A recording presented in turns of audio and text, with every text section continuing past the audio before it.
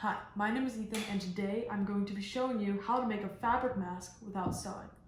So, with all the chaos that's going outside, I wanted to make a mask, and there are plenty of templates online on how to make a mask, but I printed off mine from the New York Times. So you want to get a old T-shirt that you don't mind completely destroying, and lay it down. You know, you can iron it a bit, make it a bit flat. And what you want to do is you want to put the template down on the place that you want to cut. Now it can be on a cool little picture, or it can be on just a blank area.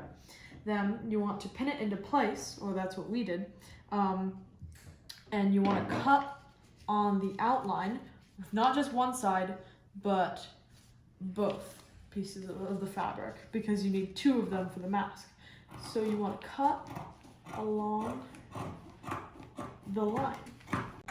Okay, so now that you have your two pieces of identical fabric, or just fabric, make sure to kind of clean them out, make sure there's no really big bumps. And to get the tie around your head, the two ties around your head, you're going to want to take the same shirt, or different shirt if you want to ruin another shirt, and get this final seam at the bottom. So this is the same shirt that I cut the square out of, and at the very bottom of it, there's this seam, which we're going to be using as the tie around our head. So you want to find just a good spot where there can be like a split, or for this t-shirt it doesn't have one, choose anywhere. And so you want to just make a little cut, and then you want to start cutting at the bottom, the seam, and go all the way around.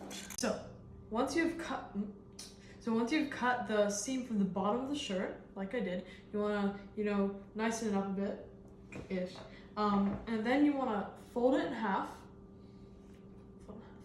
make it tidy. Then you want to cut it in half, but it doesn't end there. You then want to fold it in half again and cut it in half again to get quarters. Boom. Once you've finished all the previous work, you want to get your ironing board out, your iron, and you want to iron the first piece of fabric down. Put the second piece of fabric away for now. Well, not away, just two-hand, but keep it away for now. So you want to iron that down, and we're going to use it's a no-sew thing. Is we're using no-sew fix for fabrics by Singer, not sponsored. And so you want to cut off 4 little tiny bits, and you want to stick them in the corner. Make sure it doesn't go off the corner, because then it gets kind of gross. So once you put them in the corners, what you want to do is, bear with me here, bear with me. Oh my gosh. All right, there we go. You want to take one strip of fabric, one of the 4 that you cut out, and you want to put it this way. Let's move that actually.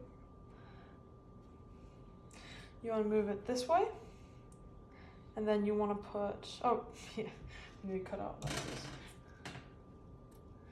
this. You want to put another one on top of that, and then you want to fold it back over. And so once you've done that, it should end up looking like this. And you want to put the iron on there for 12 to 15 seconds. So 1, 2, 3. And so once you've finished your 4 strips, after ironing them on, you want to cut out 4 more pieces of the iron-on fusing web, and you want to put them along the line. So make sure it doesn't go off that thing, the mask, sorry, because it's going to get a bit gunky. So once you've cut them out, you want to put them on, and I find it helps if you put these ones on before you put these ones on. So you want to put those on, and then here's the tricky part. You want to put your other sheet of cloth or shirt. You want to iron that, and then you want to put it on without really disrupting. Now, it doesn't fully have to fit the original one because you can stretch it out once you've ironed it. So I want to kind of fit it in. There we go, that looks really good actually. And then what you want to do is you want to grab your iron again, and you want to go, and you want to wiggle a little bit and go 1, 2, and count to 15. So once you've finished your initial mask and then put on the second piece of shirt on top of it, you want to then increase the thickness for better protection. And so you want to fold it about 1/3 of the way through, right around there. And you want to put a piece of the iron-on fusing web on it, underneath it. That's very important. And so you want to iron that on first, and then do the same thing 2/3 way. So 15 seconds.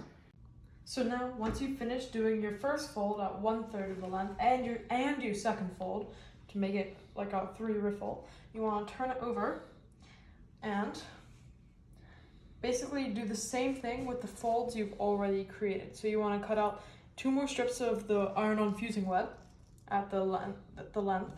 You want to measure it out, and then you want to cut it there and put it under, and then iron it for another 15 seconds.